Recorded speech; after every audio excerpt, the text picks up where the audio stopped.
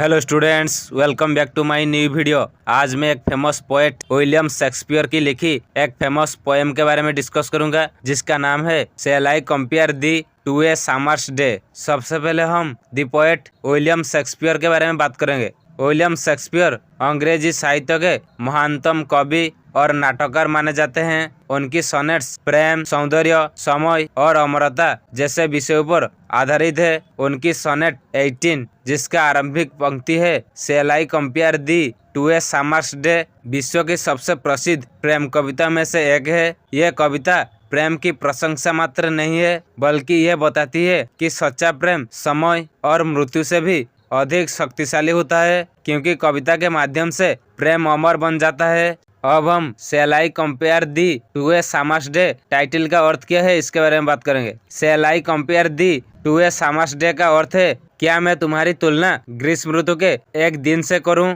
इस कविता के शीर्षक में कवि अपने प्रिय से प्रश्न करते हैं कि क्या उसके सौंदर्य की तुलना ग्रीष्म ऋतु के सुंदर दिन से की जा सकती है। ग्रीष्म ऋतु को सामान्यतः उज्जवल, सुखद और सुंदर माना जाता है, इसीलिए ये सौंदर्य की एक मानक उपमा है। लेकिन यह प्रश्न केवल पूछने के लिए नहीं है। कवि आगे चलकर स्पष्ट करते हैं कि उसका प्रिय ग्रीष्म ऋतु से भी अधिक सुंदर, अधिक कोमल और अधिक स्थायी है।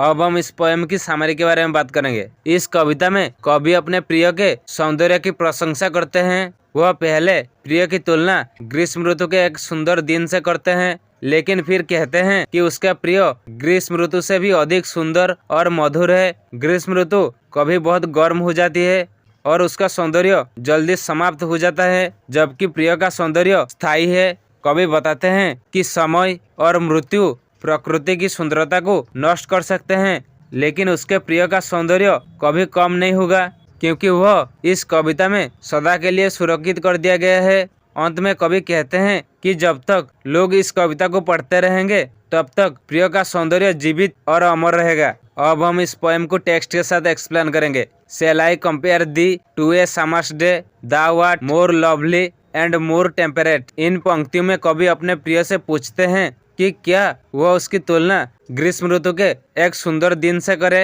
ग्रीष्म ऋतु का दिन सामान्यतः उजला, सुखद और मनभावन माना जाता है, लेकिन तुरंत ही कवि कहते हैं कि उसका प्रिय ग्रीष्म ऋतु से भी अधिक सुंदर और अधिक संतुलित व कोमल स्वभाव वाला है। ग्रीष्म ऋतु कभी बहुत गर्म हो सकती है, पर प्रिय का सौंदर्य और स्वभाव हमेशा संतुलित और मधुर रहता है। अर्थात कवि कहना चाहते हैं कि उसका प्रिय प्रकृति के सबसे सुंदर रूप से भी बढ़कर है। Rough winds do shake the darling birds of May and summer's lease hath all too short a date. इन पंक्तियों में कवि ग्रीष्म ऋतु की कमियों की ओर ध्यान दिलाते हैं। वह कहते हैं कि मई महीने में आने वाली तेज और कठोर हवाएं सुंदर व कोमल कलियों को हिला देती है और कई बार उन्हें नुकसान भी पहुंचा देती है। इसके अलावा ग्रीष्म ऋतु का समय बहुत ही छोटा होता है, वह जल्दी आकर जल्दी ही समाप्त हो जाती है। अर्थात कवि ये समझाना चाहते हैं कि ग्रीष्म ऋतु का सौंदर्य स्थायी नहीं है, वह तेज हवाओं और समय की सीमा के कारण नष्ट हो जाता है, जबकि उसके प्रिय का सौंदर्य इससे कहीं अधिक स्थिर और स्थायी है। Sometimes too hot the eye of heaven shines and often is his gold complexion dimmed.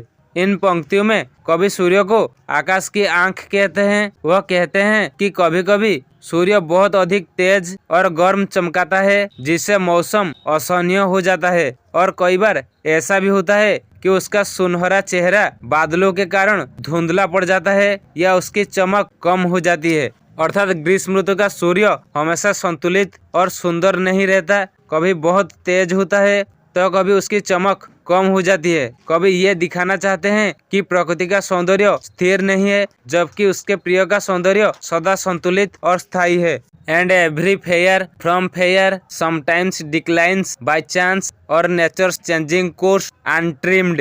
इन पंक्तियों में कवि एक सामान्य सत्य बताते हैं। वह कहते हैं कि संसार की हर सुंदर वस्तु या व्यक्ति एक न एक दिन अपनी सुंदरता खो देते हैं। कभी यह स्वयंवश होता है और कभी प्रकृति के परिवर्तनशील नियमों के कारण। अर्थात समय के साथ साथ सुंदरता में कमी आना स्वाभाविक है, क्योंकि प्रकृति लगातार बदलती रहती है और कोई भी वस्तु सदा एक सी सुंदर नहीं रह सकती। कवि ये स्पष्ट करते हैं कि प्राकृतिक और मानवीय सुंदरता दोनों ही अस्थायी है, लेकिन आगे कविता में वह अपने प्रिय को इस नियम से अलग और अधिक स्थायी सिद्ध करते हैं। By thy eternal summer shall not fade nor lose possessions of that fair thou hast। इन पंक्तियों में कवि अपने प्रिय के सौंदर्य की स्थायित्व की बात करते हैं। वह कहते हैं कि उसके प्रिय का शाश्वत ग्रीष्म यानी उसका सौंदर्य कभी मुरझा जाएगी नहीं और न ही वह अपनी सुंदरता को कभी खोएगा। यहाँ एटर्नल समर का अर्थ है सदैव बना रहने वाला सौंदर्य और यौवन। समय या उम्र का प्रभाव उस पर नहीं पड़ेगा। कवि यह विश्वास व्यक्त करते हैं कि उसके प्रिय का सौंदर्य स्थायी है और वह समय के परिवर्तन से नष्ट नहीं होगा, क्योंकि वह कविता के माध्यम से अमर बना दिया गया है। Nor shall death break thou wanderest in his shade when in eternal lines to time thou growest। इन पंक्तियों में कवि मृत्यु और समय की शक्ति को चुनौती देते हैं। वह कहते हैं कि मृत्यु कभी ये घमंड नहीं कर पाएगी कि उसका प्रिय उसकी छाया में भटक रहा है या मर चुका है, क्योंकि कवि ने अपने प्रिय को इन शाश्वत पंक्तियों यानी इस कविता में बांध दिया है, जिससे वह समय के साथ साथ और भी जीवित रहता जाएगा। मृत्यु प्रिय पर विजय नहीं पा सकती, क्योंकि कविता के शब्द उसे समय से परे अमर बना देते हैं। So long as man can breathe or eyes can see, so long lives this and this gives life to thee। इन अंतिम पंक्तियों में कवि कहते हैं कि जब तक मनुष्य सांस लेते रहेंगे और अपनी आंखों से इस कविता को पढ़ते रहेंगे, तब तक यह कविता जीवित रहेगी, और जब तक यह कविता जीवित रहेगी तब तक इसमें वर्णित प्रिय का सौंदर्य भी जीवित रहेगा। अर्थात कवि का विश्वास है कि उसकी कविता उसके प्रिय को अमर बना देगी। समय और मृत्यु सबको नष्ट कर सकते हैं, लेकिन कविता के शब्दों के माध्यम से प्रिय सदा जीवित रहेगा। अब हम इस पोएम की निष्कर्ष क्या है इसके बारे में बात करेंगे। Shall I compare thee to a summer's day केवल एक प्रेम कविता नहीं है, बल्कि यह प्रेम की शाश्वतता, समय की नश्वरता और कविता की अमर शक्ति का सुंदर दर्शन है। शेक्सपियर ये सिद्ध करते हैं कि सच्चा प्रेम समय और मृत्यु पर विजय प्राप्त कर सकता है यदि वह कविता के रूप में जीवित रहे। ये था Shall I compare thee to a summer's day poem की एक्सप्लेनेशन।